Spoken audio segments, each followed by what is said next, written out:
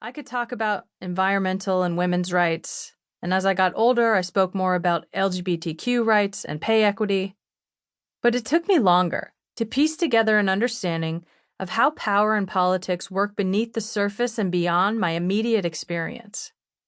The very fact that I'm addressing you now, in an audiobook I received lots of money for and began writing at the end of a year when I won every possible award, isn't simply because I'm a good soccer player or, as athletes love to say, because I worked really hard.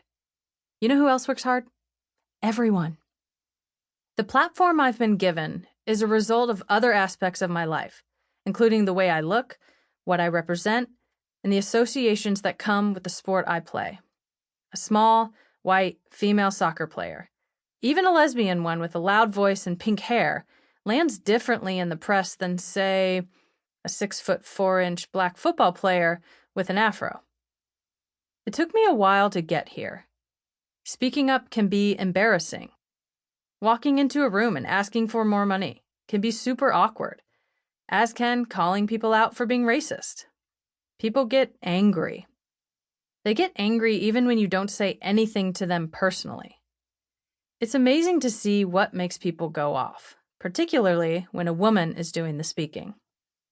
As a professional female athlete, I can't, or I'm not supposed to, curse in public, talk too much about politics, wild out after winning, suggest I might be really good at what I do, or admit to being interested in money. Men play sports because they love it and want to get rich. Women are there for the purity of the game.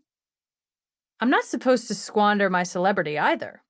Judging by my fellow athletes, the rule of thumb is that once you have wealth and fame, you must do everything you can to hang on to them.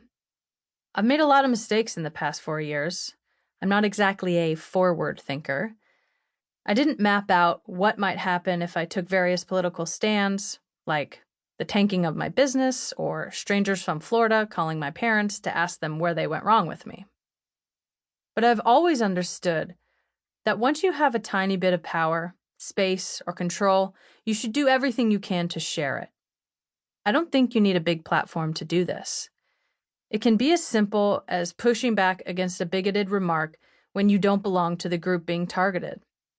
It can be taking time to think about Trayvon Martin, Sandra Bland, Eric Gardner, Philando Castile, Walter Scott, Tamir Rice, Michael Brown, and countless others, and to consider why, when I say those names in public, I continue to be invited to the party when others don't.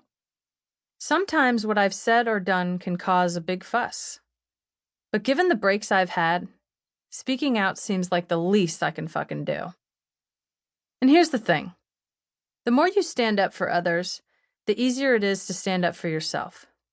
I love playing soccer. It's the only job I've ever had. I want to play and I want to win. But given the amount my team and I do win, given, as the U.S. Soccer Federation likes to put it, the market realities, I also want to buy a gold Rolex, and I don't think it's outrageous to say that. Equally, I don't think it's outrageous to say that while I'm grateful for my talent and other accidents of birth, I'm not grateful to the people making money from me and my teammates. I think they should be grateful to us. In 2019, after my team won the World Cup for the second time, we played a bunch of exhibition games around the country. It was a victory lap of sorts, but I got a bigger kick out of another tour I went on that year, talking to people at companies, charities, schools, and colleges, and on panels with other feminist and social justice campaigners. I talked about paying men and women equally, and about calling out sexism, racism, and homophobia. I talked about the perceived risks of activism and also the joys, the fact that caring is cool and lowering the ladder can raise your own game. In soccer, scoring a goal and hearing 50,000 people scream your name is awesome, but I take a lot of pride in my assists too. Setting someone else up to score, being the opportunity maker, is just as important, if not more. I'm not the best soccer player in the world. I'm pretty high up there, but that's where my expertise ends. Beyond that, I don't know anything that anyone else doesn't know, and I'm not doing anything that others can't do. We all have the same